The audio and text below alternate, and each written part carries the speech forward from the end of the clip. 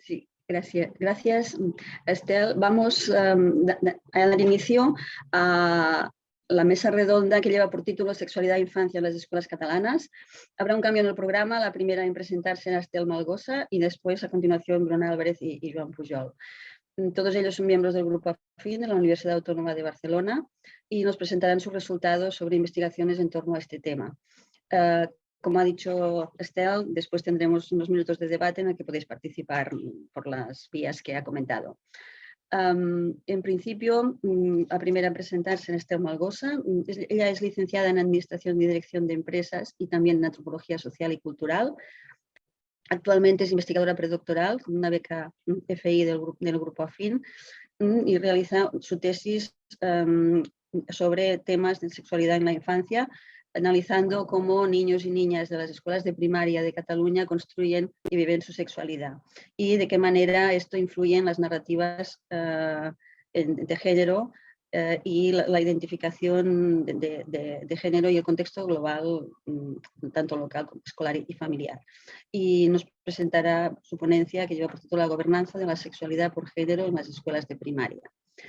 A continuación, Bruna Álvarez, doctora en Antropología por la Universidad Autónoma de Barcelona en 2017, que realizó su tesis analizando las influencias del mercado laboral y las relaciones de género en las decisiones reproductivas, principalmente en mujeres, y actualmente es profesora y compaginar su actividad laboral con una investigación en temas de salud sexual y reproductiva y en proyectos de parentalidad centrados especialmente en reproducción por donación de gametos.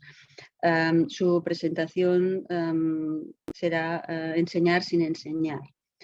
Y por último, Joan Pujol, que es doctor en Psicología por la Universidad Autónoma de Barcelona y profesor titular del Departamento de Psicología Social desde 1997 en esa universidad y también investigador postdoctoral en temas de cuerpo, de modificaciones corporales y producción de corporeidad, como transexualidad, reproducción asistida, etc.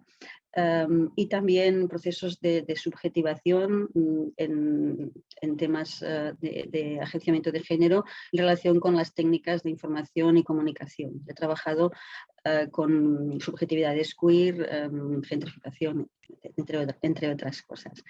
Y su ponencia será sobre infancia y diversidad. Estel, cuando quieras, empezamos con esta, la gobernanza de la sexualidad por género en las escuelas de primaria.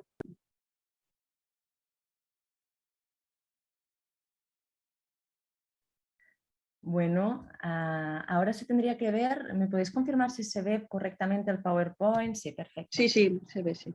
Muy bien, pues muchísimas gracias por tener esta ponencia en este congreso. Realmente nos hace muchísima ilusión poder presentar el proyecto Sexafin. ¿Sí? Es un proyecto que, como dijo Diana anteriormente, empezamos hace unos 5 años y del cual ahora os vamos a contar un poquito, primero yo, después mi compañera Bruna, algunos de los resultados que hemos sacado a lo largo de estos años. Y además, mi tesis doctoral ya en proceso de finalización se engloba o se enmarca en este proyecto. Así que la gobernanza de la sexualidad por género es mi ponencia de hoy. Son un conjunto de artículos que estamos y hemos escrito junto con Bruna Álvarez y Diana Marre. Entonces aquí os presentaré un poquito sin profundizar mucho porque tenía muchas ganas de presentar lo que hemos estado descubriendo y lo que nos han ayudado los niños y las niñas a entender. Así un poquito de contexto a nivel español, ¿no?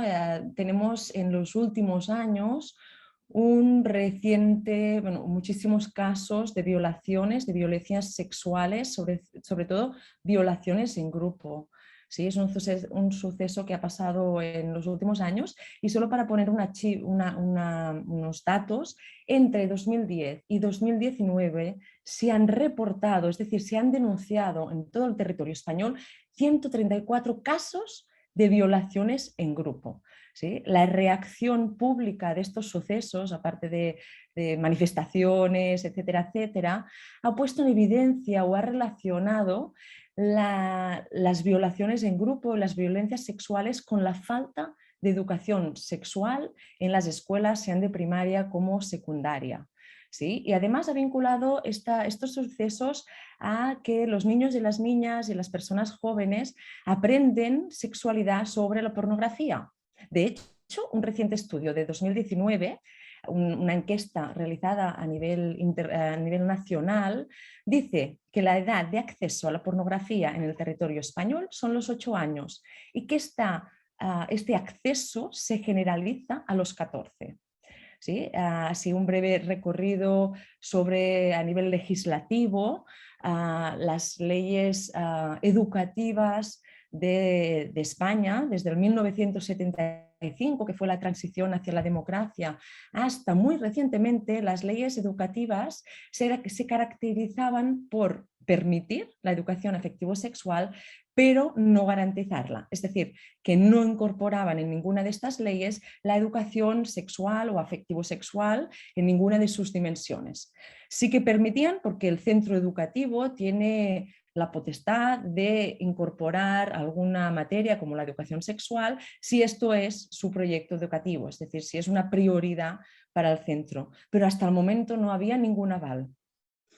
Aval que hacía, bueno, esto ya lo comentaremos, ¿no? Entonces, en diciembre de 2020 sale por primera vez en el territorio, ¿sí?, una nueva ley educativa, la LOMLOE, que incorpora la educación sexual de manera transversal dentro del currículum, tanto de primaria, infantil, primaria y secundaria, es decir, a todos los niveles de la educación, dentro de la educación por la salud. Sin embargo, esto es un cambio legislativo, estamos muy, muy, muy contentas por este cambio porque realmente tenemos un marco donde acogernos, ¿no?, donde estar ahí sujetas y poder desarrollar la educación afectivo-sexual sin miedo.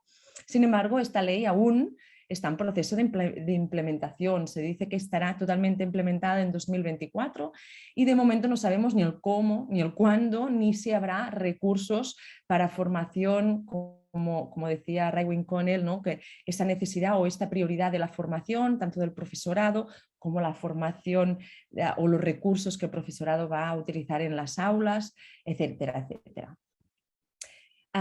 Y bueno, otra vez, y vuelvo de nuevo, ese marco de inocencia que hemos estado hablando hasta ahora de manera súper interesante, ¿no?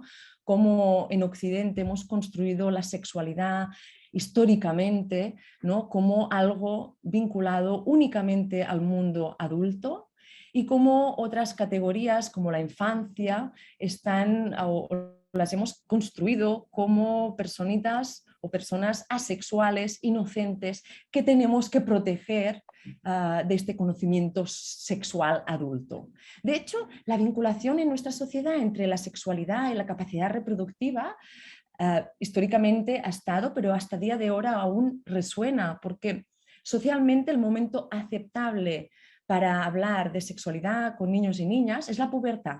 Casualmente, el momento en que se despierta o empieza la capacidad reproductiva de las personas. Hemos constatado, al igual que lo han hecho muchísimas investigaciones a nivel internacional, que las personas adultas tenemos problemas para hablar con niños, niñas y jóvenes de sexualidad. Y esta falta de transmisión de información hace o empuja a estas personas a buscar otros medios de información, grupo de pares, internet, pornografía, etcétera, etcétera. Desde un poquito de marco teórico, desde donde abordamos esta sexualidad, nosotras entendemos que la sexualidad es una tecnología de biopoder, ¿no?, en la cual, a través de la cual nos gobernamos en nuestras intimidades, a nosotras mismas. Y además en Occidente es un tema muy, muy, muy sensible, ¿no? Parecería que fuera algo privado. Esa gobernanza de la sexualidad o la sexualidad la gobernamos por distintas categorías, entre ellas, y las que voy a trabajar ahora mismo, son la de edad y la de género. ¿Sí? Nosotros entendemos que la sexualidad se representa, o las personas mientras hablamos creamos ¿no? Construimos y reconstruimos esta sexualidad. Y cuando hablo de personas incluyo, como también decía Raewyn Connell, a niños y niñas, ¿no? Con la capacidad de significar, con esa capacidad de agencia, ¿no? Ellos y ellas también construyen el género y también construyen la sexualidad, significando e interpretando sus propios mundos culturales, ¿no? Utilizamos, y lo veréis a lo largo de mi presentación, una herramienta teórica que nos ha ido muy bien para analizar los datos, que sería la vigilancia comunicativa, como una forma de gobernanza de la sexualidad mediante el lenguaje. Cuando hablo del lenguaje verbal y no verbal, de las representaciones, y lo digo porque vais a ver muchísimos dibujos de niños y niñas, ¿no? A través de unos discursos y silencios muy cuidadosos cuando hablamos de sexualidad. Esta gobernanza la realizamos los propios adultos, seleccionando las dimensiones, los temas y las palabras que utilizamos para hablar de sexualidad con niños y niñas, pero también lo utilizan los niños y niñas cuando hablan, performan, expresan, narran, dibujan la sexualidad, ¿no? Y esto para hacerlo tienen que tener un conocimiento de las formas sociales aceptadas de hablar, ¿no? Veréis que toda mi presentación se basa en la perspectiva de género, y hasta qué punto nos planteamos, hasta qué punto hay una vinculación entre el género en el que nos autorreconocemos o en el que somos reconocidos y en la construcción, la vivencia y la experiencia de nuestra propia sexualidad. Nos hemos pasado mucho tiempo pensando qué iba antes, el huevo o la gallina, la sexualidad o el género, hasta que en un cierto punto, leyendo también a Begoña Enguix, una de las proponentes de este congreso, nos dimos cuenta o tomamos prestada esta concepción que ella utiliza de Deleuze y de Guattari de ensamblaje, en el cual la sexualidad y el género están mutuamente construidas, es decir, son elementos ensamblados, enredados en una maraña que no podemos desenredar y con múltiples influencias una a otra, ¿no? Por lo tanto, son elementos que se construyen a la vez, pero además son categorías en constante creación, movimiento, son performativas, ¿no? Por lo tanto, niños y niñas también participan en esta creación, sobre todo a través de sus propias interacciones, como decía Simmel, ¿no? Y el cuerpo también se está presente en este enredo como sitio donde se experiencia estas performatividades del género y la sexualidad. Por lo tanto, es un gran enredo y vamos a hablar siempre de sexualidad y género como mutuamente influyentes, tal y como también la literatura internacional dice. Y nos vamos a presentar Sexafin, que da el nombre en este congreso. El proyecto Sexafin es un proyecto de investigación-acción. ¿Sí? Es un proyecto que lo que queremos es saber cómo los niños y niñas construyen, viven, narran, expresan su propia sexualidad, cómo las personas adultas hablan con ellas o no hablan, ¿no? Y a la vez nos dimos cuenta que mientras hacíamos esta investigación, estos grupos focales, estas entrevistas, las personas cuando salían de ahí no eran las mismas, porque de alguna manera habíamos generado espacios de diálogo, de construcción, donde niños y niñas todas juntas con las investigadoras estábamos creando conocimiento colectivo, es decir, las propias herramientas de investigación, que es la pregunta, y la reflexión crítica hemos visto que es una herramienta también para la intervención social. Por eso decimos que es una investigación-acción y además participativa, porque las personas, sean profesorado, equipo directivos, familias y niños y niñas, forman parte de este proyecto, participan y también hacemos investigación con estos niveles. Si veis, empezó en el año 2017 con 2 escuelas valientes, que mirad que estamos hablando del año 2017, no habían las leyes educativas que tenemos ahora, ¿no? Que salieron a finales de 2020, por lo tanto 2 escuelas de primaria valientes se incorporaron en esta investigación. Al tercer año una tercera nos pidió de participar y a día de hoy estamos en 7 escuelas. ¿Sí? Seguimos con las mismas del principio, pero se han incorporado muchísimas otras. Pueden ver los números que hemos podido hablar y dialogar, reflexionar y hacer grupos focales con más de 2.100 niños y niñas que nos han ayudado a comprender muchísimas cosas. Y ahora en esta presentación yo voy a hablar un poquito de lo que han dicho niños y niñas. Cuando llegamos en la escuela, para que sepáis un poquito cómo funciona la metodología que usamos, cuando llegamos a una escuela nos presentamos como antropólogas, presentamos la investigación y pedimos a niños y niñas si nos quieren ayudar a investigar qué saben ellos y ellas de sexualidad y cómo quieren ser acompañados y acompañadas en este aprendizaje y descubrimiento. Y les pedimos firmar un consentimiento informado.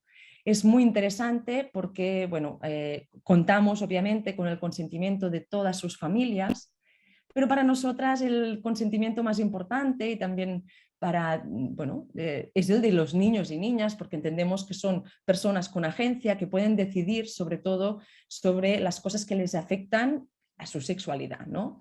Entonces nosotros pedimos el consentimiento. Sí que es verdad que el Comité de Ética de la Universidad Autónoma nos dijo que esto no era un consentimiento sino un asentimiento, pero siempre empezamos todos los grupos focales de esta manera.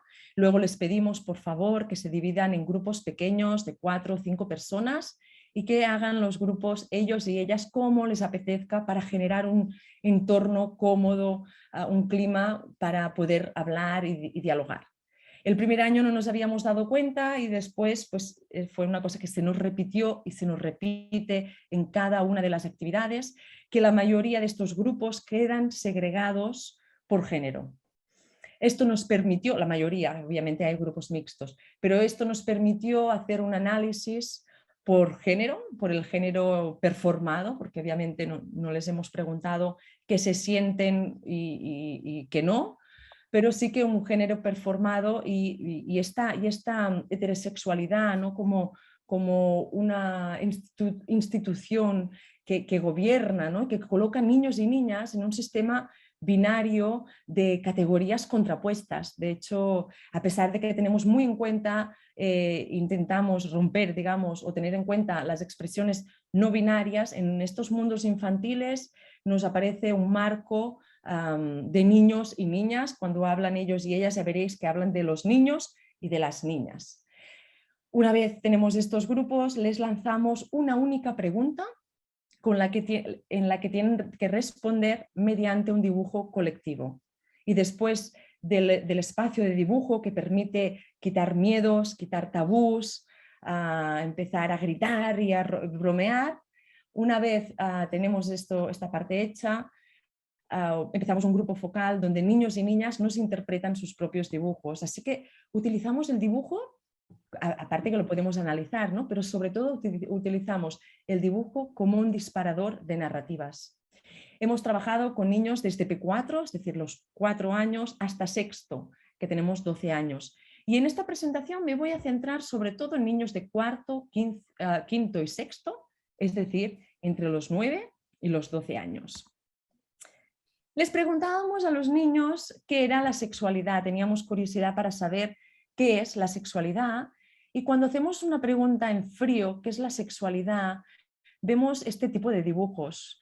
Voy a describir un poquito, son dibujos que aparecen sobre todo genitales, muchas veces no aparece ni la persona, ¿sí? Genitales, por ejemplo, aparecen penes y vulva copulando, por lo tanto aparecen sobre todo el coito, ¿no? El coito como única forma de relaciones sexuales adultas. Por lo tanto, cuando preguntamos qué es la sexualidad, niños y niñas nos hablan del coito, de personas adultas practicando relaciones sexuales, de genitales, por lo tanto hay una despersonificación, muchas veces lo que decía, no salen personas y a veces si acaso aparecen personas con una barriga grande, es decir, la reproducción. De nuevo, ¿qué relación tiene nuestro cuerpo con la sexualidad? Y aparecen personas adultas practicando relaciones sexuales, estamos hablando de relaciones sexuales heterosexuales, adultas y con fines a veces reproductivos, ¿no? Entonces nos preguntan ¿cuál es la relación entre reproducción y sexualidad? Preguntamos, dicen, pero ¿no es lo mismo?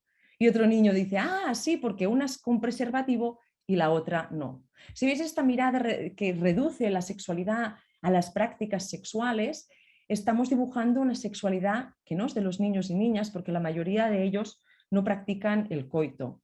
De nuevo, otro dibujo con una pareja heterosexual adulta practicando un coito, donde hay también un bebé, por lo tanto está dentro del marco de la familia o de la pareja, y una niña que le dice, y el chico le dice a la niña, oye, ¿cómo le das, niña?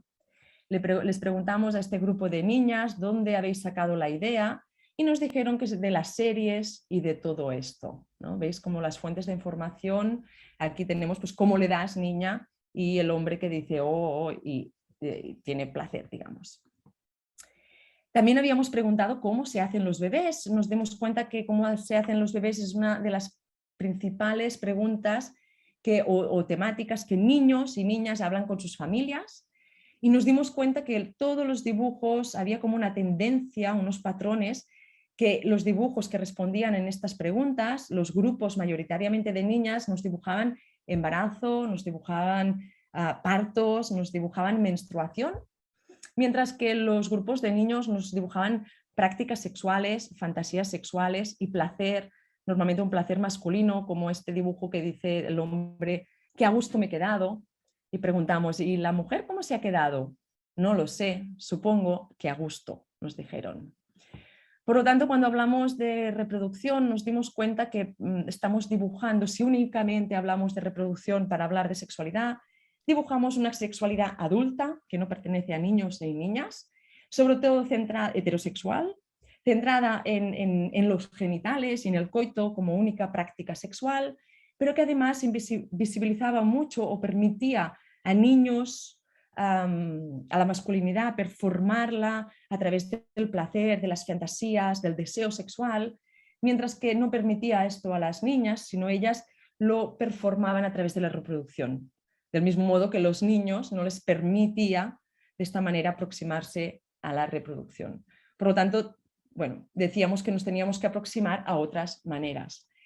Más sobre los dibujos, ¿no? Los dibujos que nos hacían los niños y las niñas contenían muchísimos genitales, pero sobre todo y cuerpos, ¿no? A veces preguntábamos esto, ¿qué tiene que ver nuestro cuerpo con la sexualidad? Y nos dibujaban este tipo de dibujos, que es un pene, y no penséis que es un pene pequeño, es un pene gigante. Pensad que las hojas eran muy, muy, muy grandes y este era un pene enorme, y como estos tuvimos muchísimos, ¿no? Y a veces hasta había dibujos donde había muchísimos penes. La gran cantidad y representatividad de los penes, los cuerpos masculinos y los genitales como el pene, y contrastaba totalmente con la poca representación que tenían las vulvas. Y de hecho es que nos decían que no saben dibujar vulvas. Las niñas mismas nos decían que no saben dibujar porque nadie les ha enseñado a dibujar vulvas.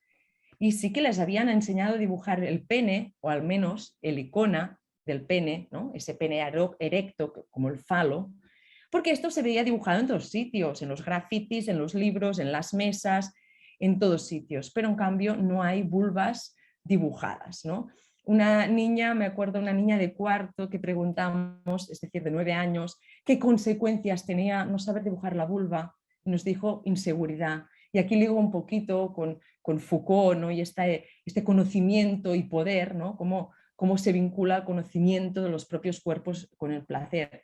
Veréis un dibujo de niños a la derecha con muchísimos penes y un dibujo hecho por niñas donde el hombre le aparecen los genitales, pero no aparecen los genitales femeninos, ¿no? De alguna manera reproduciendo estas desigualdades hacia las personas con vulva y hacia las personas con otro tipo de genitales, ¿no? A través del propio desconocimiento del cuerpo y que no se pueda expresar en público.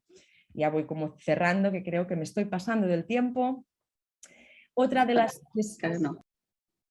Otra de las desigualdades que hemos visto, como veis, voy como viendo desigualdades de género en cuanto a la expresión de la sexualidad, era que cuando hacíamos un grupo focal con una mayoría de niñas, ellas o la gobernanza, la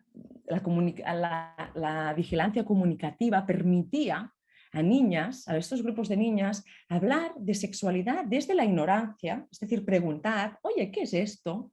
¿No? Les permitía sobre todo compartir intimidades, hablar de forma privada, de forma íntima y con serenidad, sin risas. Y en cambio los grupos de niños, ¿no?, que performaban esa masculinidad, podríamos decir una masculinidad más hegemónica, no se permitía la ignorancia. Si un niño hacía una pregunta o decía alguna cosa que el resto pensaban que era equivocada, se reían de esta persona.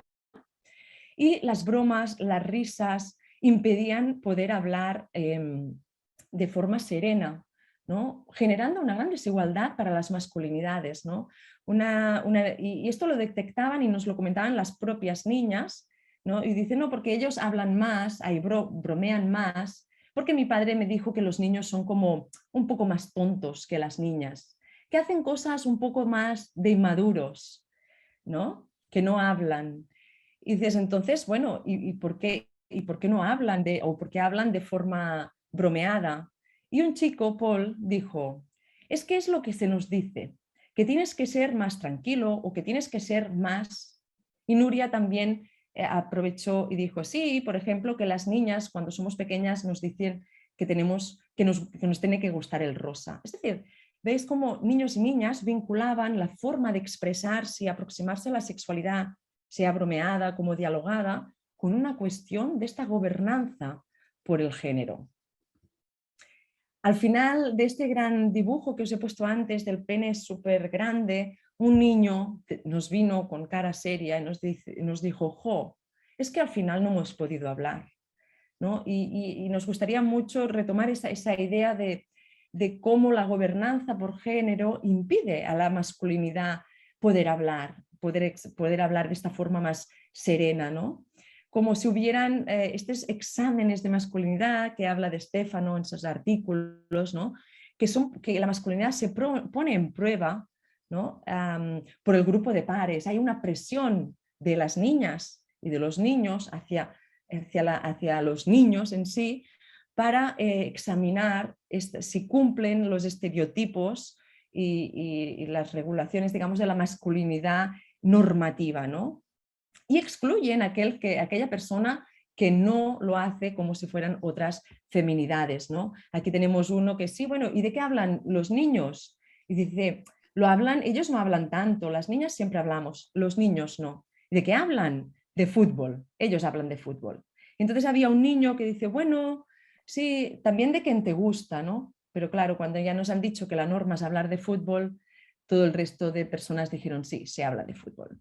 Entonces termino y nada, solo pues subrayar que niños y niñas representan a veces esta sexualidad reducida, ¿no?, a las prácticas sexuales adultas y no lo representan por nada, simplemente porque las personas adultas tenemos a veces en nuestra cabeza esta idea de la sexualidad aún. Entonces, como de alguna manera estaría bien o proponemos que se pueda abrir y construir un gran árbol de sexualidad que vaya mucho más allá de prácticas sexuales adultas, que si solo hablamos de reproducción para hablar de sexualidad, como podemos hacer desde las familias, hablaremos de espermatozoides que socialmente se vinculan al placer y hablaremos de óvulos que se vinculan socialmente a la reproducción y a la regla, es decir, a la menstruación, que niñas y niños le denotan como dolor, ¿no? Entonces nos estamos aproximando a las sexualidades del dolor femenino y el placer masculino, por lo tanto hablamos también de otras dimensiones, que las construcciones sociales de la masculinidad y la feminidad permiten cosas diferentes a niños y niñas, ¿no? Y esta vinculación de sexualidad y género, por lo tanto, creemos que es esencial incorporar la perspectiva de género en los programas de educación sexual para garantizar espacios íntimos y dialogados y de preguntas para las masculinidades, así como una visibilización pública de genitales, de cuerpos y placeres femeninos. Muchísimas gracias y dejo de compartir. Muchas gracias, Estel. Muy interesante, sobre todo súper interesante y muy instructivo, ¿no? La presentación. Y bueno, cuando pasamos a Bruna, pues con la ponencia Enseñar sin enseñar, cuando quieras.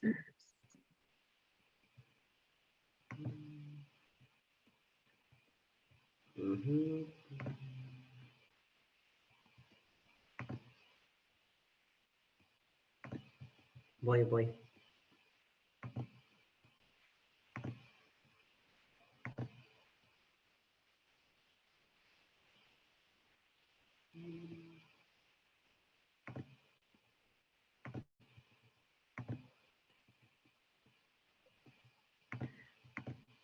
Vale, ¿ahora la veis? No. Ahora sí. ¿Ahora sí? Vale. Sí. Vale, perfecto. Pues muchas gracias.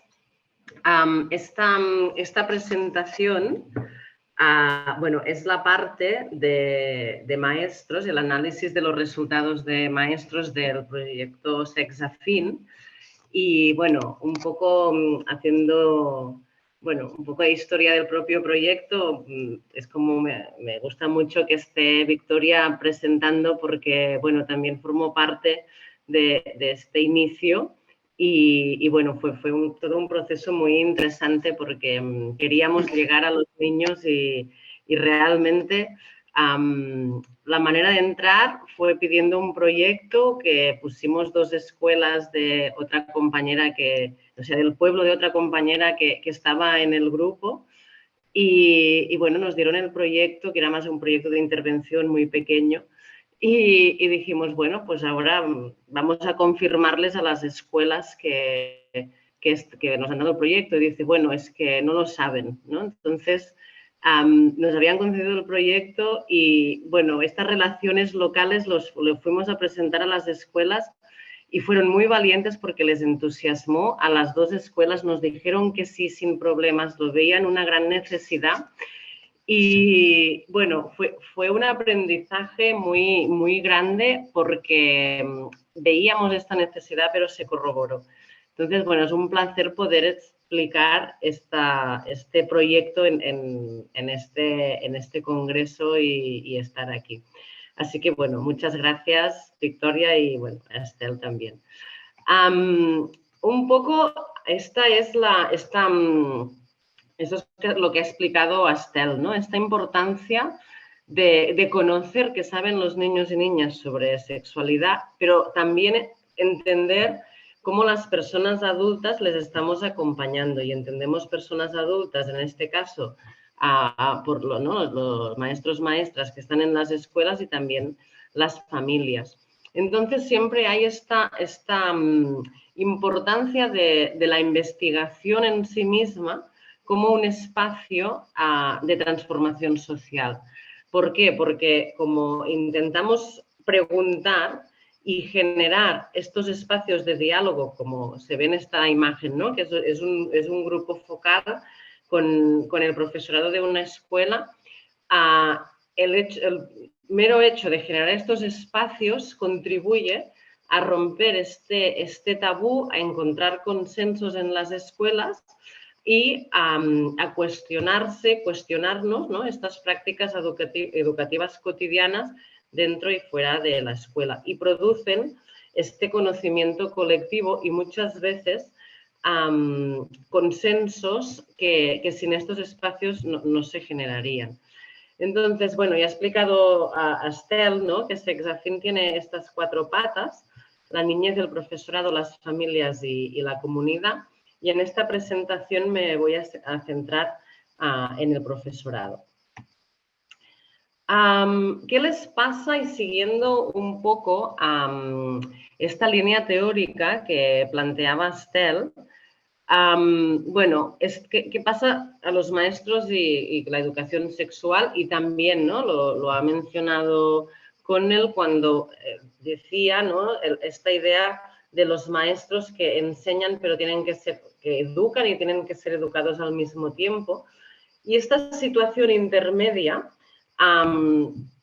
si lo miramos de esta perspectiva teórica que ahora estaba también explicando Estel, ¿no? De esta situación de la escuela como una institución y donde donde los maestros son actores de esta vigilancia de la niñez por género y edad, como ahora estaba explicando Estel, y cómo ellos contribuyen a reproducir estas construcciones sociales de género que impactan en la manera en que vivimos nuestra sexualidad.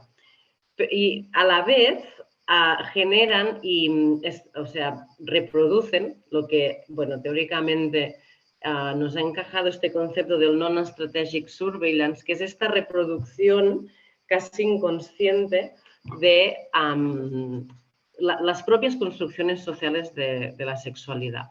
Y luego este concepto que ha explicado Estel, cómo a través del lenguaje esto también se va reproduciendo, ¿no?, dentro de las prácticas educativas.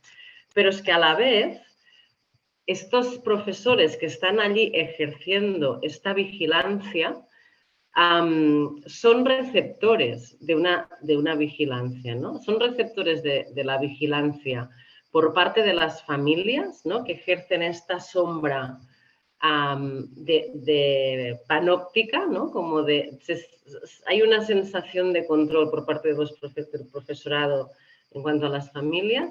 Los niños también ejercen esta vigilancia, porque son los niños los que señalan y explican luego en sus casas o en otros espacios lo que está haciendo o diciendo este profesora, pero a la vez también están vigilados por sus propios compañeros y compañeras de trabajo de qué situación y qué actitud se representan, ¿no? Por ejemplo, en un grupo focal con profesorado, o sea, esto no lo he explicado, pero cuando nosotros llegamos a las escuelas, lo que hacemos primero son grupos focales que dividimos los claustros y son muy grandes en grupos de 10, 13 profesores y les explicamos, bueno, les preguntamos en realidad que nos expliquen experiencias vinculadas a la educación sexual en la escuela. Y aparecen, bueno, un montón de cosas que ahora iremos viendo y luego esto lo analizamos y se lo devolvemos, ¿no? Es decir, que les explicamos nuestro análisis y les preguntamos si están de acuerdo o no. Y es muy interesante porque a veces nos dicen que sí, pero a veces nos dicen que no. Y a partir de aquí es cuando se pone en juego el repensar esta práctica educativa. Entonces, en un grupo focal donde estábamos devolviendo unos análisis, apareció la menstruación y estábamos comentando lo que nos había explicado una profesora, ¿no?, de que aún en este espacio escolar se escondía, ¿no?, de si alguien tenía una compresa y se la tenía que dar a otra niña y que esto se escondía mucho. Y pusimos énfasis en este verbatim para explicar este tabú social de la menstruación. Entonces, una de las profesoras dijo, pues es verdad, ahora voy a coger la copa menstrual y a pesar que en los baños del profesorado ¿no?, los grifos están en el ámbito público, es decir, que tienes que salir del baño, voy a salir y voy a lavar allí la copa menstrual y que no pasa nada y que vamos a normalizar, ¿no?, que las mujeres menstruamos, ¿no?, que hay cuerpos que menstruan y que esto no hay que invisibilizarlo. Y automáticamente sale un profesor, en ese caso hombre, que dijo, sí, hombre, y ahora vais a ir con esta copa menstrual por los pasillos.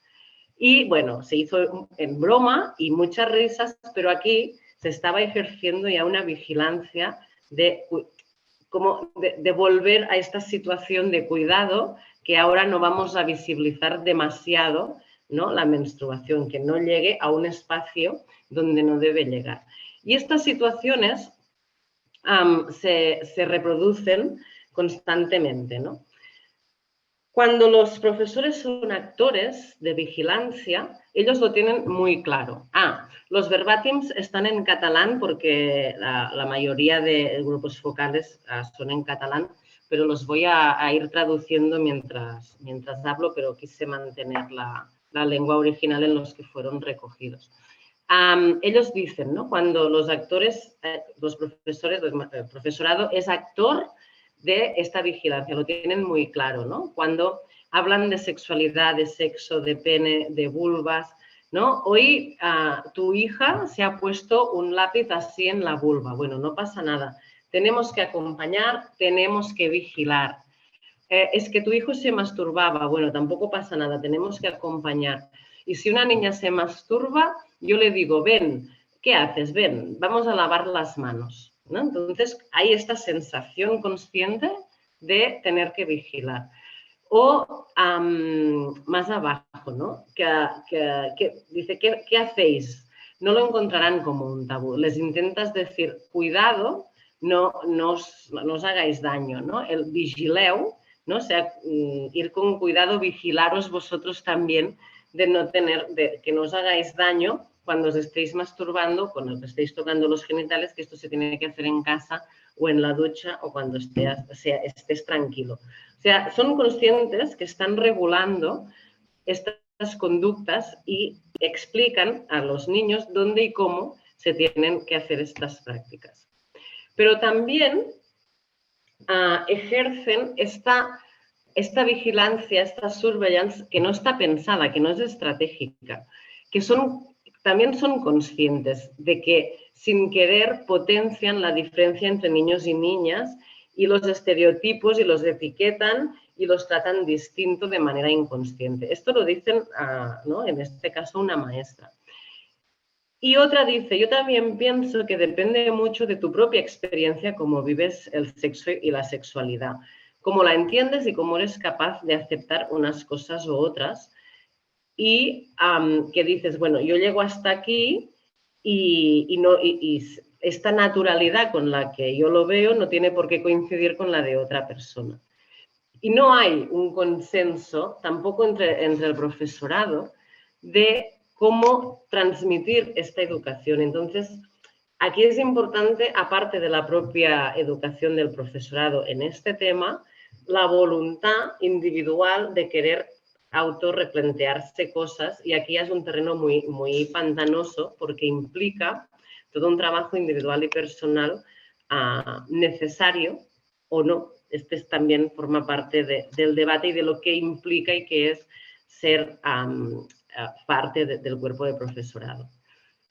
Y un poco esta idea de la communicative vigilance, que ya ha hablado Estelle, pero cosas que les ocurren, ¿no? Que vino un niño en solitario preguntando que por qué cuando te tocas a veces sale semen, ¿no? Entonces, bueno, intenta responder como puedes porque no hay recurso, pero también cómo se transmite estas situaciones de que una niña de 5 años llega vestida con un top en la escuela y enseña la barriga y la maestra nos explica a nosotras, las investigadoras, que bueno, que no sé si es tan adecuado que una niña vaya vestida así.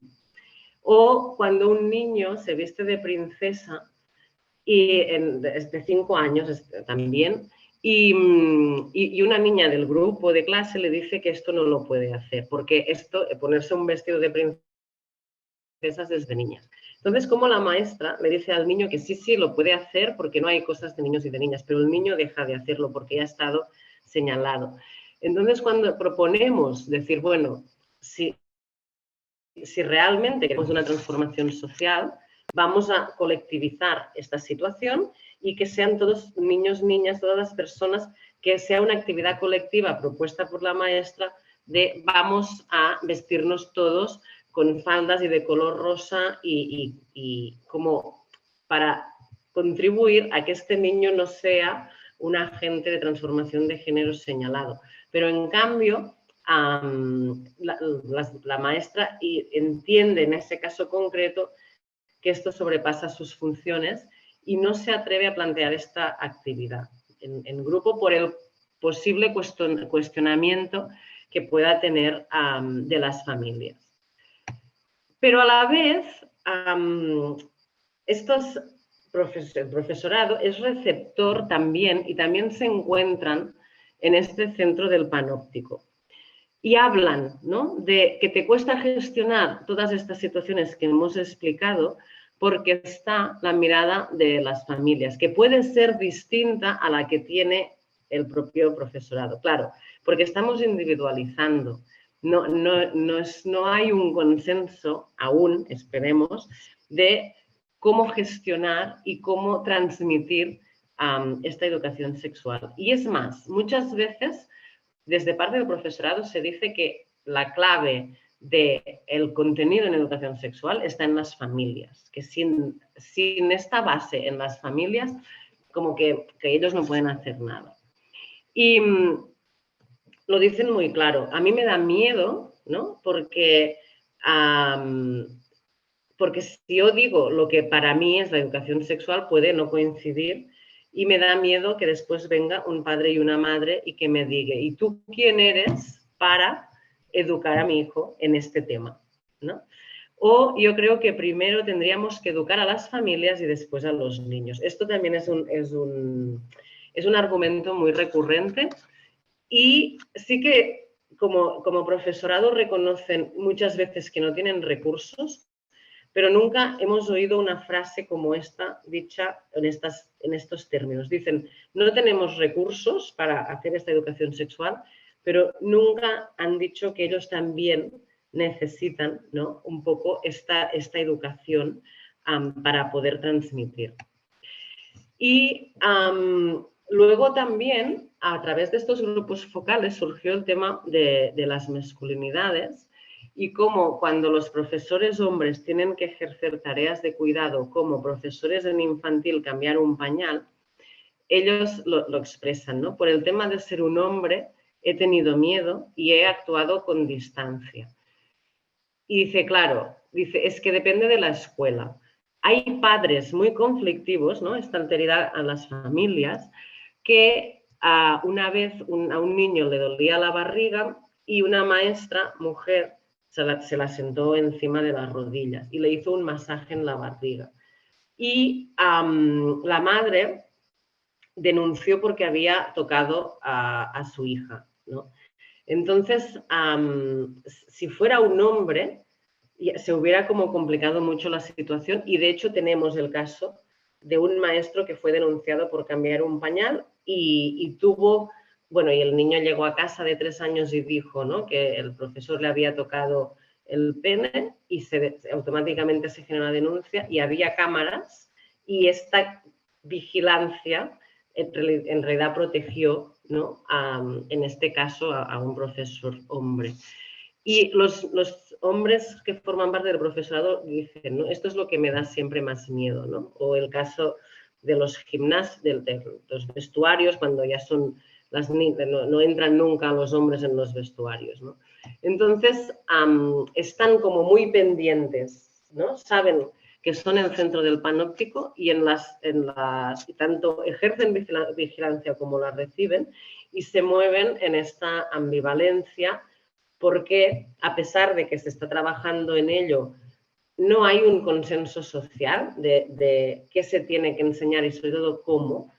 Y yo creo que esto es un proceso que está en proceso, pero que es lento. Y no existe desde el profesorado esta perspectiva de los derechos. Muchas veces somos nosotras desde este proyecto que les decimos que si no dan información a niños y niñas en la escuela, esta información no les llega o depende de la familia. Es como si dejaras que a los niños aprendan a sumar dependiera de las familias. Los míos seguro que no hubieran aprendido, ¿no?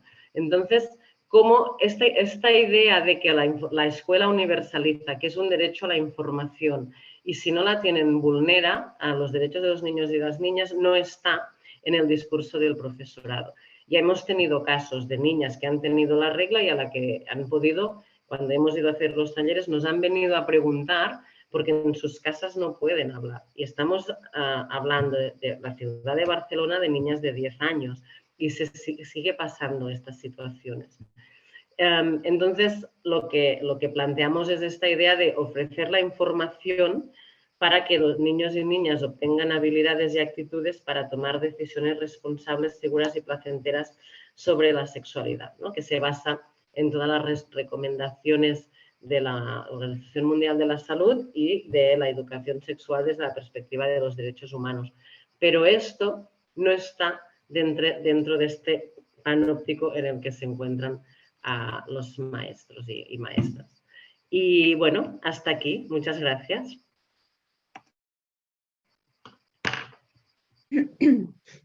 Vale, muchas gracias, Bruna, un placer escucharte, como siempre, y realmente sí que, bueno, me ha gustado esto, ¿no? De moderar esta mesa precisamente por lo que decías tú, ¿no?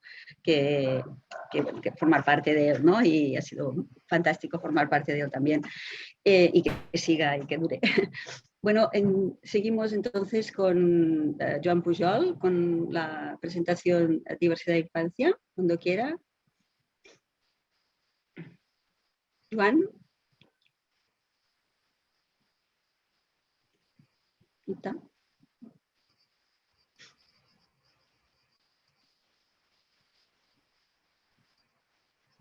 Hola, Joan.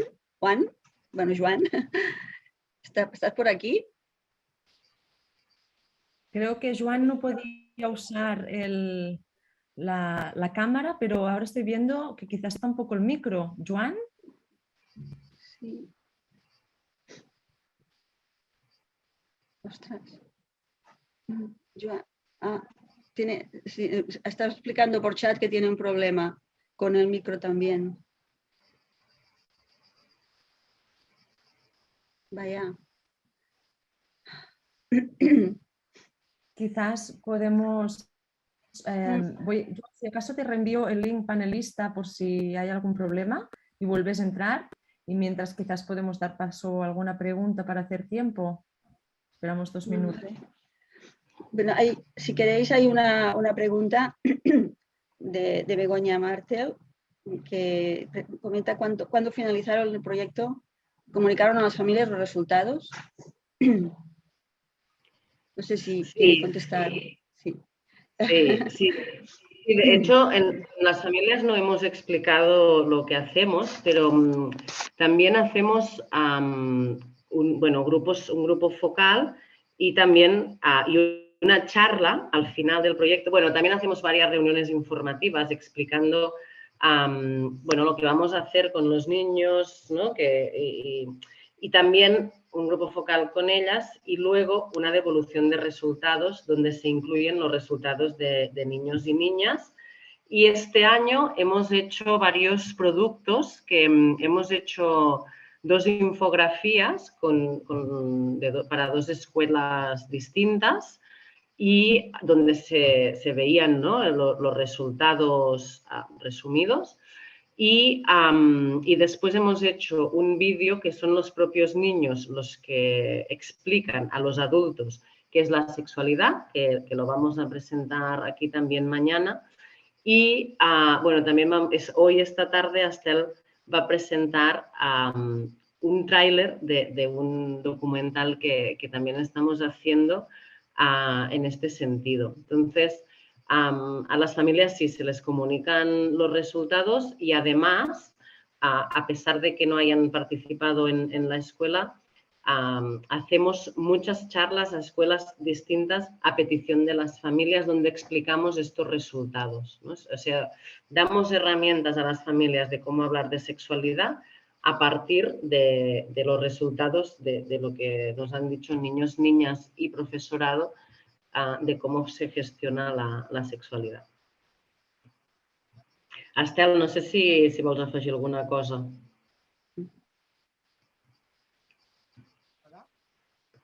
Micro. Nada, simplemente decir que lo has respondido muy bien. Sí, ¿Hola? las familias son un pilar central y además, como también veréis quizás en otra ponencia de mañana sobre metodologías, esa devolución es una parte importantísima de nuestro proyecto, de la propia investigación. Es decir, la investigación, y ya lo veréis más adelante también, cómo se basa en devolver y volver, ¿no? Devolver para generar otro espacio de grupo focal y volverlo a analizar, ¿no? Por lo tanto, las familias se les van haciendo estas devoluciones. Estoy mirando a ver si hay... Sí, existe un problema con la traducción en inglés y es que sin querer yo creo que nos hemos pasado al español. Entonces puedes cambiar al canal español y vas a oírlo.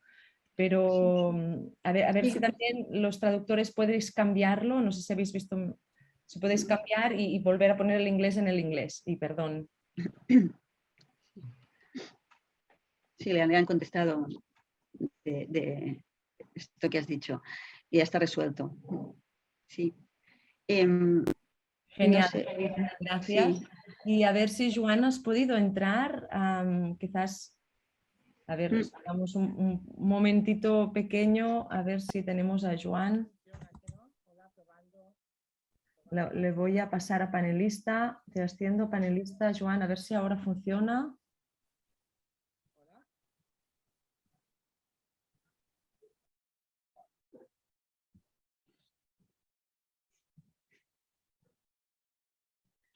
¿Hola?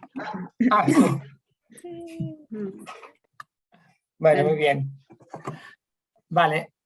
He entrado con otro ordenador y tengo la presentación. A ver si se ve. Tengo Sí, la sí, presentación. Ah, se ve. Se ve, se ve. Perfecto, vale. Vale, porque tengo la presentación en el ordenador y la cámara en otro. Bueno, muchísimas gracias. Lo siento mucho por los problemas técnicos. Justo en el último momento ha dejado de funcionar todo, que es el clásico. Es un placer estar aquí con todas vosotras. Y aquí presentaremos unas reflexiones a partir de un proyecto europeo que hemos participado, que se llama Diversity and Childhood, que hay distintas universidades. En la Autónoma ha participado Maesía Montenegro y Beatriz San Román, pero es un equipo internacional, ¿no? Europeo, que aquí podéis ver las distintas asociaciones que han participado y ha estado financiado por la Unión Europea. Hay la página web, que lo que quiere hacer es intentar cambiar nuestras actitudes o percepciones sobre la diversidad sexual y de género en Europa. Y aquí podéis ver los objetivos, ¿no? Básicamente tenía unos objetivos tanto teóricos, ¿no? Para ver la situación de la violencia contra la infancia LGTBI y los niños que se conforman con las formas de género dominantes. Y aquí abajo os he puesto el enlace a la página web, donde podéis ver toda la documentación, ¿no? Básicamente es un proyecto que tiene una perspectiva aplicada, que buscar buenas prácticas, formas de hacer, de hablar de diversidad sexoafectiva con la infancia, pero en la web encontráis la información con más detalle. Hicimos en 300 países análisis documental, hablamos con profesionales y hicimos una encuesta a ver cómo era la situación, y la situación, que quizá no es muy sorprendente, es que a pesar de la legislación antidiscriminatoria hay discriminación y dificultad para aceptar la infancia que no se adecua a las normas heterocentradas, que hay violencia interpersonal y también, preocupante, violencia estructural en distintos aspectos como salud y educación, que los distintos países tienen diferentes formas o hay como diferentes variaciones en cómo defienden los niños en infancia LGTBI y la gente que no se conforma a la normatividad de género. Y lo que quiero entrar aquí es este punto, que hay una especie como de retroceso en la protección de los derechos de la infancia LGTBI y de género no conforme. Y quiero desarrollar este punto porque, aunque los otros elementos igual son como más obvios, este igual nos generó bastante reflexión, ¿no? Siempre pensábamos, bueno, vamos a mejor, las cosas van a ir mejorando, los derechos LGTBI se van a ir intentando poco a poco, y lo que hemos encontrado es que en distintos países, o nuestros colegas nos comentaban, y es algo que también estamos viendo aquí, cómo estos derechos van como hacia atrás en ciertos aspectos. Y desarrollamos distintas líneas para interpretarlo, y aquí voy a hablar de una de ellas. ¿Vale? Este es una información, ¿no?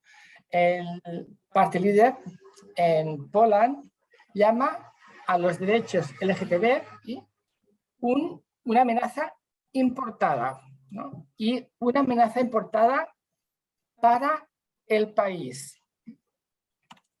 O, por ejemplo, en Hungría, ¿no?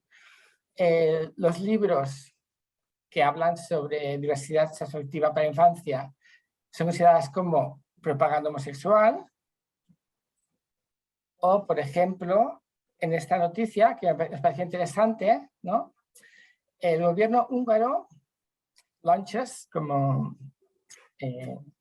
que es como inicia un ataque de estilo ruso a la libertad de speech, del habla y los derechos de los niños. En esta noticia, ¿no? Parece que los derechos LGTBI sean un tema geopolítico, ¿no? Entonces, abajo, debajo de la negrita dice, en un intento de reforzar las alianzas con los países del este, Fritz sacrifica la libertad de speech, de verdad de hablar, y las preocupaciones y los intereses de la infancia LGTBIQ. ¿Por qué está conectado el tema de los derechos LGTBIQ con los países, con la geopolítica? Y esto, hablando con investigadores de países del este, yo tengo que pensar, ¿no? ¿Qué está pasando aquí? ¿No? Y empezamos a hablar de este concepto de nacionalismo homofóbico, ¿no? Entonces, está apareciendo, hay muchas líneas, pero esta era un nacionalismo homofóbico, ¿no? Que de alguna manera asocia familia y nación.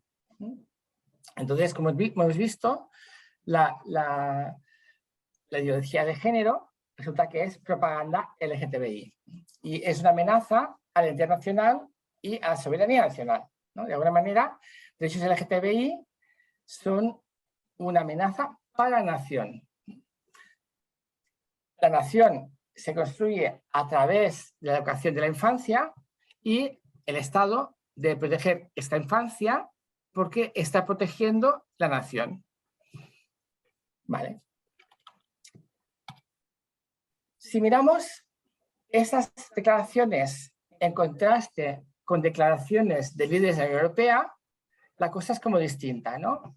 El presidente de la Corte Europea de Derechos Humanos dice: el sistema europeo de protección no puede pensarse desconectado de la democracia, ¿no? Tenemos una conexión que no es solo regional o geográfica, sino que un Estado solo puede estar en Europa si de alguna manera respeta los derechos humanos.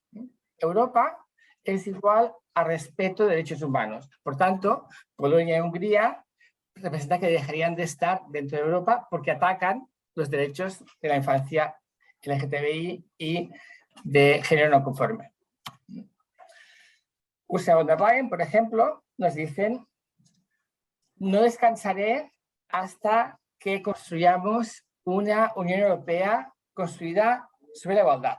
Una unión donde tú puedes ser quien quieres y puedes amar a quien quieras, sin miedo a la discriminación o discriminación. ¿Vale? O sea, tenemos una Europa que defiende los derechos frente a unos países que de alguna manera están cuestionando esos derechos. Pero si miramos a Europa de los derechos, nos encontramos que hay unos derechos que se defienden, mientras que otros no son defendidos. Aquí hemos una noticia sobre el tema de la muerte de personas migrantes en el Mediterráneo, que las Naciones Unidas comenta que en parte es debido a la política migratoria de la Unión Europea, o el reciente caso en Melilla, que se han asesinado a una serie de migrantes que intentaban entrar en España y los echaron fuera. ¿Cómo es que Europa de los derechos olvida estos derechos o solo piensa en algunos de ellos. Hay un concepto de Poirot que es el homonacionalismo, que de alguna manera considera que es una forma analítica de comprender la formación del Estado y la estructura del Estado en la modernidad.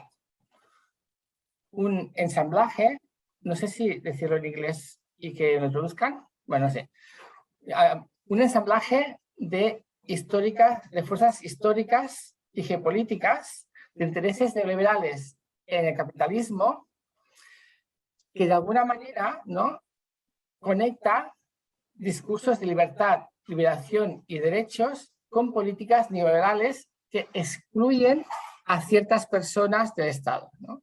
De alguna manera, comenta, hay unos derechos que son incluidos a la vez que se excluyen otras formas de derechos. La relación entre Estado, capitalismo y sexualidad. Y Poirot abre este concepto para pensar en estos aspectos. Y cuando vimos el concepto y cuando vimos la tensión entre lo que era la forma de entender los derechos LGTBI o que se veía como amenaza en Polonia y Hungría y en la posición oficial de la Unión Europea, parecía que este concepto de alguna manera conectaba con esa idea conectada con esta idea. Eso vamos a hablar de homogeneismo europeo, ¿no? Los derechos humanos es algo fundamental en Europea, ¿no? Los derechos LGTBI entran en 2015, no tan pronto, ¿no? Pero incluimos unos derechos, nos expresamos públicamente en términos de defensa de los derechos, pero excluimos violentamente otros. Y también se usa este concepto de pinkwashing, que no sé cómo se traduciría, como lavado rosa, que es usar los derechos de ciertas minorías, de alguna manera, validarnos como moralmente aceptables y no tener la necesidad de pensar en la discriminación sobre otros grupos. Y este concepto nos permitía como entender qué estaba pasando en términos de esta oposición que había entre algunos países de Europa del Este y del Oeste, ¿vale? Entonces, la Unión Europea se proclama como defensora de los derechos LGTBI a la vez que excluye fuertemente a ciertos grupos sociales. Parece que hay como una especie de división geopolítica entre la Europa del Este y el Oeste, entre los homofóbicos, los estados homofóbicos y los tolerantes y abiertos de mente. De esa manera, vemos que hay como dos entidades, que es este homonacionalismo europeo, frente a este nacionalismo homofóbico, que se alimentan uno al otro. Y que de alguna manera construyen bordes rosas y jerarquías en términos de civilización salvaje o neoliberalismo-nación. De alguna manera, uno se construye en oposición al otro. ¿Vale? Entonces, esta es una cita de un parlamentario. En Europa hoy nos encontramos frente a una elección entre la Europa de la libertad, de la igualdad y la diversidad y la Europa del odio y la opresión, ¿no? Entre la Europa y Orbán y Kaczynski, que son como Polonia y Hungría y otra gente que comenta, ¿no? Esa división entre esos dos tipos de Europa. Si hay lo que había antes en la Guerra Fría, lo que sería el Iron Curtain, el muro, la cortina de hierro, nos encontraríamos ahora una cortina rosa, ¿no? Que una manera es, en lugar de los bordes físicos, unos bordes morales, ¿no? Que definen o señalan a países como civilizados o incivilizados o barbáricos, ¿no? O sea, una jerarquía geopolítica dentro del contexto de Europa, ¿no? Y que de alguna manera usa la infancia como un campo de batalla geopolítico en términos de defensa de la nación. La infancia es la nación, defender la infancia en ambos aspectos es defender la nación. Entonces, esto nos hace, igual tenemos que repensar un poquito estas formas de jerarquías que tenemos, que cogemos solo un eje y pensar en términos de distintos ejes que están actuando al mismo tiempo. De alguna forma,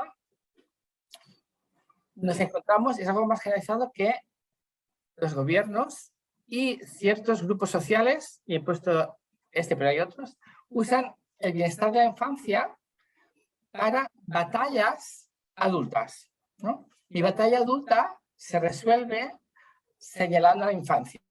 Y creo que el ejemplo más claro es cómo la gente adulta usamos la infancia para solucionar nuestras contradicciones. Y a menudo las soluciones a cualquier problema social es educar a la infancia, pero nunca, por ejemplo, educar a la gente adulta o, por ejemplo, educar a la gente que hace política, ¿no? Siempre la acción transformadora se dirige hacia los niños, que en la infancia, nuestro problema lo tiene que solucionar la educación a la infancia y no intervenciones sobre las otras, ¿no? De alguna manera, lo que nos reflexionamos sobre la necesidad de dejar de usar categorías autocéntricas para pensar la infancia, ¿no? Es verdad que la infancia reproduce esas categorías, pero a la vez no necesariamente tenemos que imponerlas, como tener un espacio para que haya categorías que sean emergentes y incluir la infancia y las visiones de la infancia, como hemos visto en las presentaciones anteriores, en pensar el tema de género y sexualidad, ¿no? De alguna manera, la infancia reproduce nuestras dimensiones binarias, pero también vive las contradicciones de nuestras definiciones binarias, ¿no? Entonces, de alguna manera, escuchar y tener en cuenta esas problemáticas en cómo definimos nuestras formas de intervención, que un poco es lo que nos ha contado Estel y Bruna. Y eso es todo. Muchas gracias y lo siento mucho por los problemas técnicos que está teniendo. No, muchas gracias, Joan. Menos mal que al final se han podido resolver y te hemos podido escuchar. Aquí, si quieres sacar la pantalla compartida, vemos mejor la gente. Sí. Perdón. No, tranquilo. Estoy con los ordenadores y ahora tengo un lío con... Bueno, no te preocupes. Un momentito. A ver si... Me pareció muy interesante tu presentación. Damos un paso a un debate. Muchas gracias, Joan. Había una pregunta de Begoña que comentaba que se habíais encontrado resistencias. Entiendo que respecto a la pregunta comentada antes de las familias, de la devolución a las familias, ¿no? Y luego seguimos con las preguntas, si alguien quiere por chat o levantando la mano. Si queréis contestar, Estel, Bruna. Sí, no, yo quería decir sobre las resistencias del proyecto Sexafin. Cuando vamos a una escuela y presentamos el proyecto, siempre genera dudas, miedos, ¿no? al equipo directivo y al profesorado. Sobre todo con esa idea de panóptico que nos contaba Bruna de qué dirán las familias, ¿no? Y realmente yo creo que lo que nos han mostrado nuestros datos es que sí existen resistencias, pero es más el miedo que la realidad. Es decir, hay muy poquitas familias que nos hayan llamado o que hayan venido a las reuniones informativas con rechazo al proyecto, hay poquitas.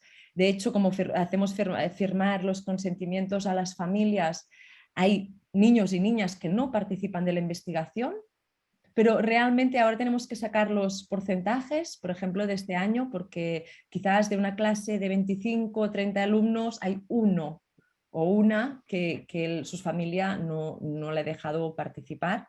Por lo tanto, el porcentaje de participación o de rechazo de las familias es mucho menor de los miedos que tenemos nosotras, las personas adultas, con esta concepción. También hemos hecho, por ejemplo, o yo creo que una de las herramientas es la participación, que las familias puedan participar al proyecto desde el principio, y además lo hacemos a través de la AFA, es decir, cuando estamos decidiendo el diseño, los talleres, que las familias pueden opinar, que pueden decir, que conozcan bien el proyecto. Esta yo creo que es una de las maneras para minimizar la resistencia y para adaptarnos a las dudas, consultas o intereses que tienen las propias familias.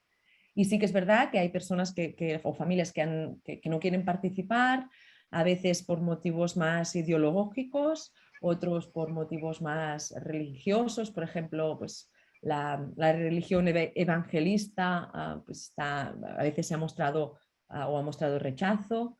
Pero bueno, realmente enfatizar que es más el miedo que tenemos nosotras por la mochila, por las construcciones sociales que tenemos, que realmente la realidad. Y Bruna, no sé si quieres añadir algo más.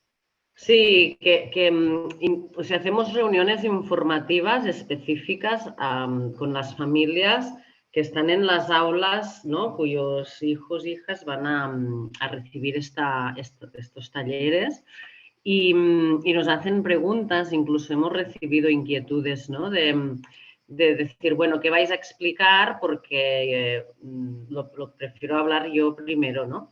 Entonces, es interesante porque genera estos espacios. No lo hemos hablado, pero porque claro, no podemos hablarlo todo, ¿no? Pero cuando hacemos estas devoluciones, lo que no hemos contado es las devoluciones a la comunidad.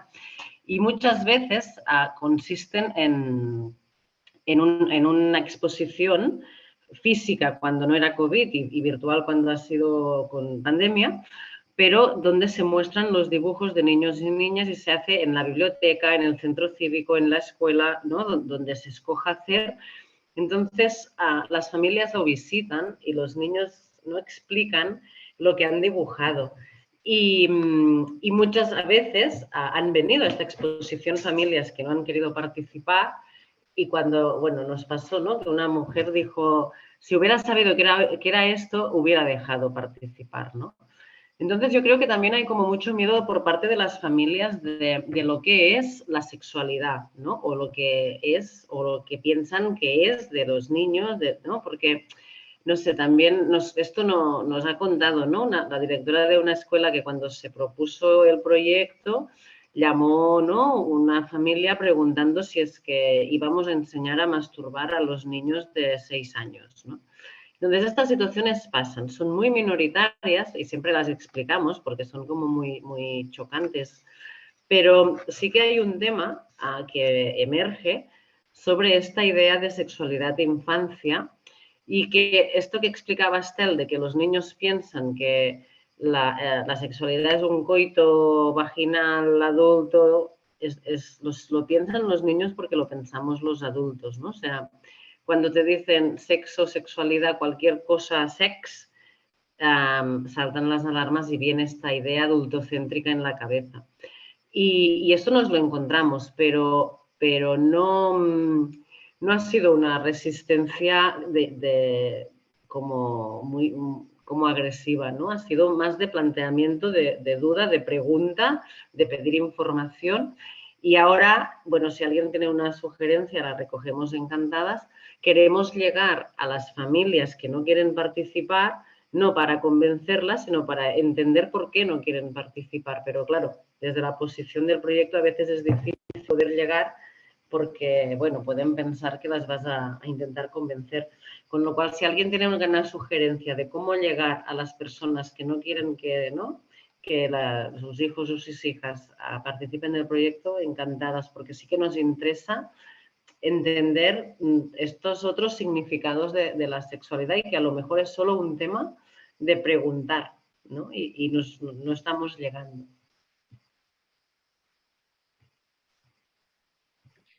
Vale, gracias por la respuesta.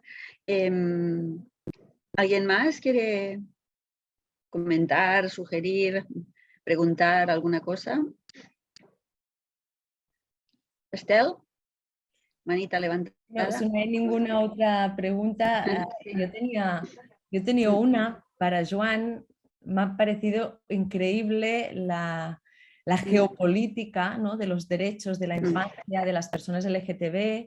Y me ha encantado esta última parte, cuando hablamos que los gobiernos, es que lo has dejado clarísimo, ¿no? Una cosa que me rondaba también por la cabeza, ¿no? Que los gobiernos y otros grupos sociales usan la infancia para batallas adultas y que esas batallas se resuelven usando la infancia, ¿no? Como esta acción transformadora que decías que se dirige siempre a la infancia. Y quería poner un ejemplo de una cosa que nos pasó el año pasado.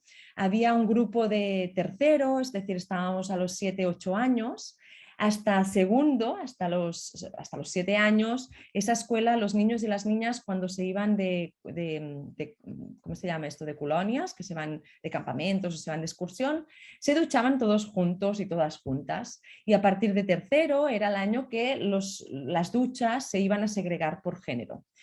Pero el claustro pensó que podía ser una herramienta muy transformadora seguir con los baños mixtos, ¿no?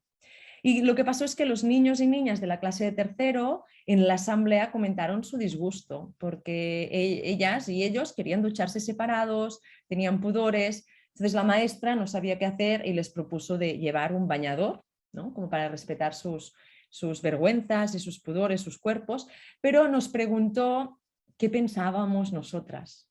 Y entonces nosotras le preguntábamos que si el profesorado se iba a duchar también todos juntos. Y claro, dijo que no lo había pensado, que no. Entonces pensábamos que, claro, si los niños y las niñas lo que quieren es imitar el mundo adulto porque están aprendiendo, está muy bien y es fantástico estas herramientas transformadoras, pero quizás nos transformamos nosotras y seguro que los niños y las niñas van a querer hacerlo mixto, ¿no? Entonces yo me planteaba cómo hacerlo, ¿no? Cómo hacer y parar que estas batallas adultas se resuelvan con niños y niñas, sino simplemente resolverlo nosotros. No sé si tenías alguna idea, ¿no? Cómo bajar esta perspectiva adultocéntrica que nos limita tanto, ¿no? Bueno, es como complicado, ¿no?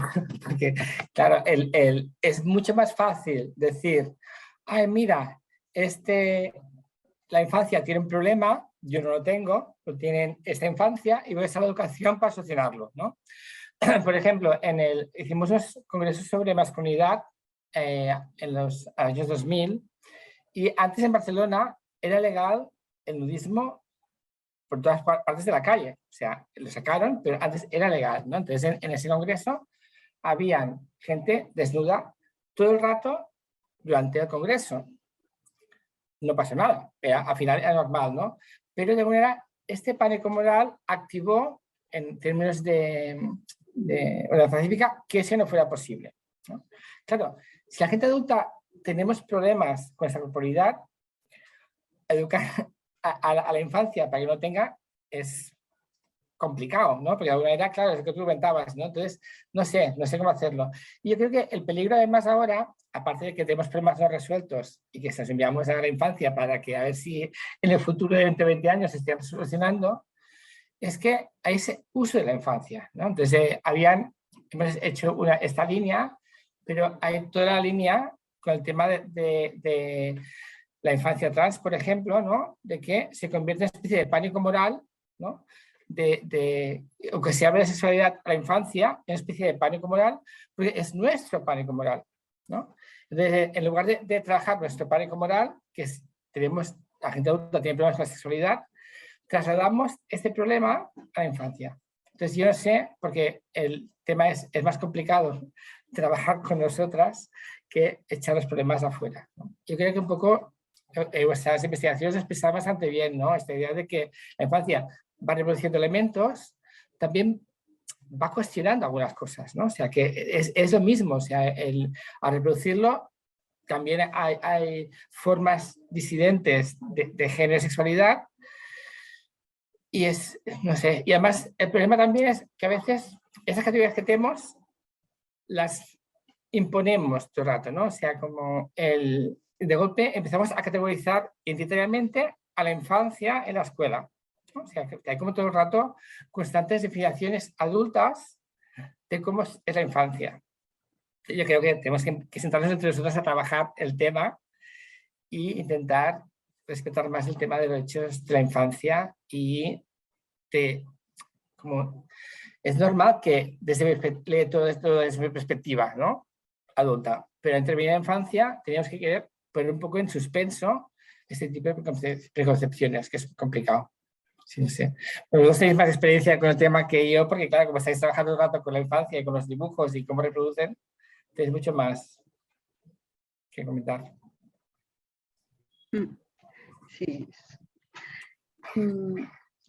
Bueno, hay un comentario de Nora Higuita que es interesante escuchar los resultados de la investigación con niños y niñas, particularmente sus representaciones sobre sexualidad como algo de los adultos, teniendo en cuenta que en Barcelona he observado la exposición de cuerpos desnudos de todas las edades, como un asunto normalizado, algo que en mi país, Colombia, no existe. Sí, bueno, cualquiera de vosotros quiere responder a este comentario, hacer...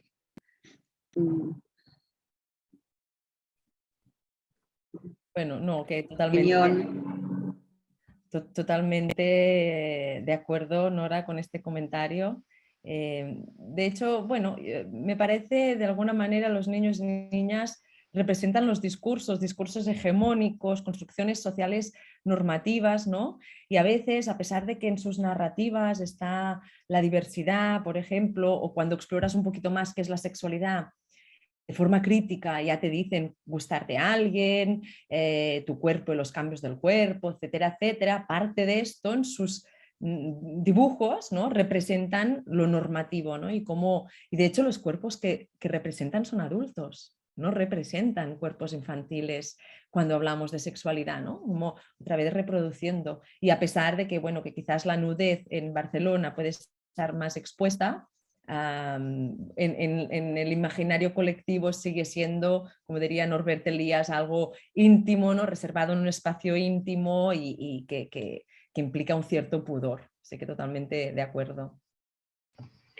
Sí, de todas formas, yo invitaría si puedes, Nora, preguntar a los niños qué representan y qué dibujan. Porque tenemos también dibujos, ¿no? El proyecto también lo estamos realizando en Ciudad Juárez y, bueno, saludo a las compañeras de Ciudad Juárez que sé que están conectadas. Y los dibujos, las representaciones que nos hacen en Ciudad Juárez son distintas. Y un poco hablando con las compañeras también hay esta idea de intimidad y de protección del cuerpo desnudo, pero los dibujos son como muy explícitos, incluso con prácticas sexuales, también adultocéntricas, pero como mucho más reales que lo que vemos aquí, que es todo como mucho más ficcionado.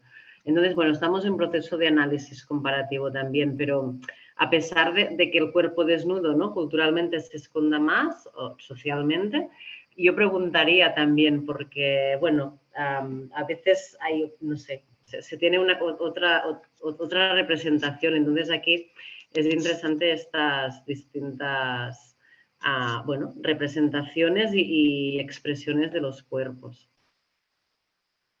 Y gracias por el comentario. Sí. Joan, ¿quieres añadir alguna cosa desde esta perspectiva geopolítica, digamos, de países? ¿Tengo tiempo? Sí, bueno, y luego hay otra pregunta y luego ya si queréis lo dejamos, pero bueno, sí, yo creo que sí, ¿no? Bueno, quisiera explicar una experiencia, ¿no? Que cuando yo estuve en los 90 viviendo en Inglaterra, y en Inglaterra en ese momento el abuso sexual infantil era un súper tema.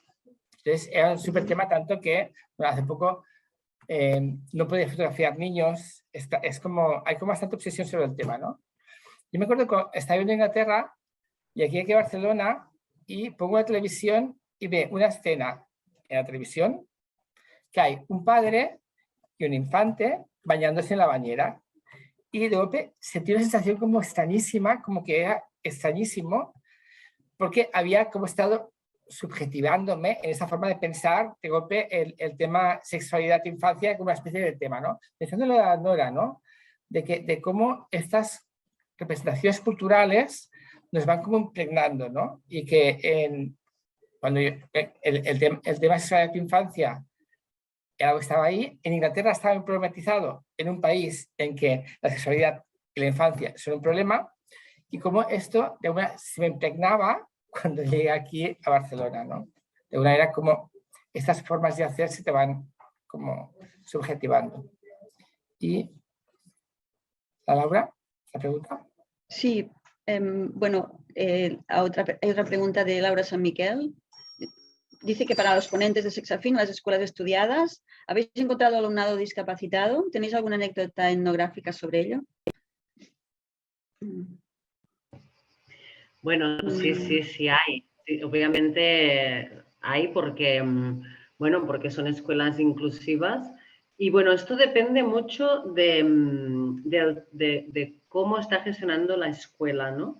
Hay veces que simplemente, bueno, no hacen esa actividad y tampoco es porque no se haya firmado el consentimiento, sino que un poco con esta adaptación curricular, ¿no? Pues a veces dicen, bueno, no, es que no entra, ¿no? Dentro de este espacio. Recuerdo, un niño una vez pequeño, de 6 años o así, que iba en silla de ruedas, que más era como muy chula porque bueno, tenía unas ruedas como muy grandes y como se movía por el aula corriendo.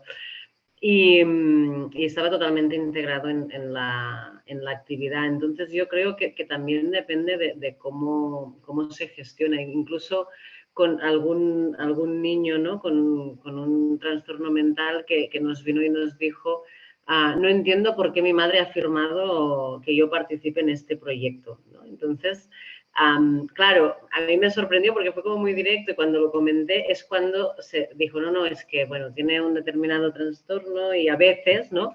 Pero en realidad me pareció muy gracioso el comentario del niño, independientemente de si había trastorno o no, porque era como, yo ahora por qué tengo que estar aquí y si como que se estaba planteando si quería estar o no. Pero así a nivel como más de atención más personalizada, bueno, en las propias dinámicas del taller, pues sí, pero normalmente está la vetlladora y el equipo que cuida habitualmente. Entonces, como que se integran en la dinámica de una manera muy cotidianizada. No sé. Si queréis añadir algo. Nora dice que muchas gracias por las respuestas, que es muy interesante también, ¿no? Bueno, de hecho, no sé, era las 12:15 era el horario, digamos, pero bueno, tampoco pasa nada pasarlos un poquito, pero bueno, ya son y 18. Si no hay ninguna pregunta más, si queréis lo damos por finalizado, esta mesa redonda. Bueno, gracias a todos, especialmente a Estel, Bruna y Joan. Han sido todos fantásticas las presentaciones y bueno, y esperamos volver a oíros en otro momento, ¿no? También. Y bueno, gracias a ti, Victoria, por presentar esta mesa. Bueno, encantada, sí. Da un poco de nostalgia, ¿no? Veros con todas estas escuelas, pero bueno, que es un proyecto que siempre me ha parecido, bueno, el de Joan no lo conozco tanto, ¿no? El proyecto de Sexafin me ha parecido siempre, bueno, muy útil, muy necesario, ¿no? Muy interesante y bueno, creo que vale la pena seguirlo. Y bueno, Joan, por supuesto, también, aunque no lo conozca, me ha parecido también. Y muchas gracias también a toda la gente que ha estado participando, que ha sido muy interesante las preguntas del chat y sí, la gente que ha organizado todo este congreso. También, sí, también. Exacto. Gracias a todos los participantes. Y bueno, y Estel y Bruna, las organizadoras, ¿no? Básicamente también, que es un trabajón, ¿no? Y que está dando, digamos, está resultando pues muy bueno, muy interesante. Pues nada, bueno, lo dicho. Gracias. Si os parece bien, tenemos 10 minutitos, 12:30, at 12:30, we can come back. Así que bueno, podemos tomar un café rápido. Muy bien. Vale, pues hasta luego. Adiós. Adeu. Adiós, Yao.